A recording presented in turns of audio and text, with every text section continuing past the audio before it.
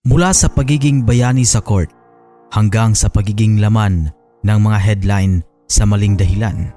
Ano nga ba ang nangyari sa idolo ng marami na si Mark Cardona? Bakit muli siyang nasa likod ng rehas ngayong 2026? Alamin natin ang buong storya. March 28, 2026, nagulantang ang marami sa balitang arestado si Cardona sa isang bar sa BGC.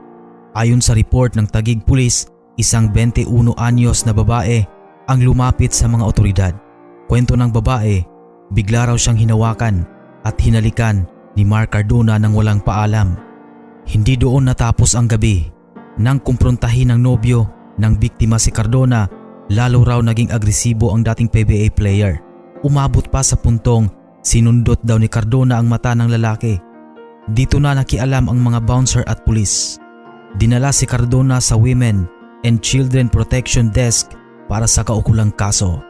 Anong mga kaso ang kinakaharap niya? Acts of lasciviousness at physical injury. Sa madaling salita, pambabastos at pananakit. Ayon sa Taguig Police Chief, isinailalim agad si Cardona sa inquest proceedings.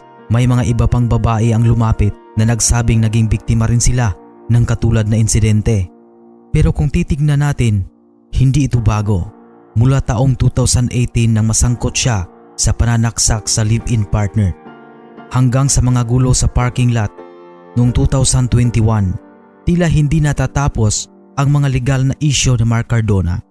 Ano nga ba ang nangyayari sa likod ng kamera? Bakit tila hindi niya maiwasan ang ganitong mga sitwasyon? Umani ng samot-saring reaksyon ang balitang ito. May mga nalulungkot at may mga galit dahil sa ginawa niya sa biktima. Maging ang Games and Amusement Board o GAB ay nagpahayag na ire-review nila ang lisensya ni Cardona para sa anumang disciplinary action. Ang sakit tignan, di ba? Mula sa paghawak ng championship trophy, ngayon ay rehas ang hawak. Mula sa pagiging bida sa hardcourt, ngayon ay kontrabida na sa mata ng batas. Maraming pagkakataon na ang ibinigay kay Cardona.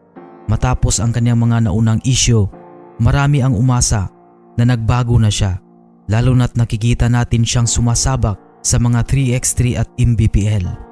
Akala ng lahat, ito na ang kanyang redemption arc, pero tila laging may humihila sa kanya pabalik sa dilim.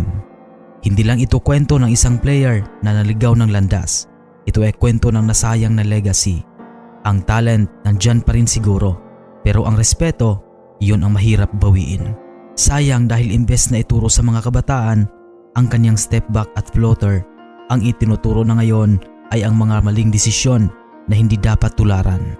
Ang tanong ng marami, huli na ba ang lahat para kay Captain Hook o ito na ang tuluyang paglubog ng isang alamat? Kaya mga kaibigan, sa mga hindi pa nakapag-subscribe sa ating channel, maaari niyo po bang i-subscribe ang Boxbull TV? Maraming salamat sa panunood.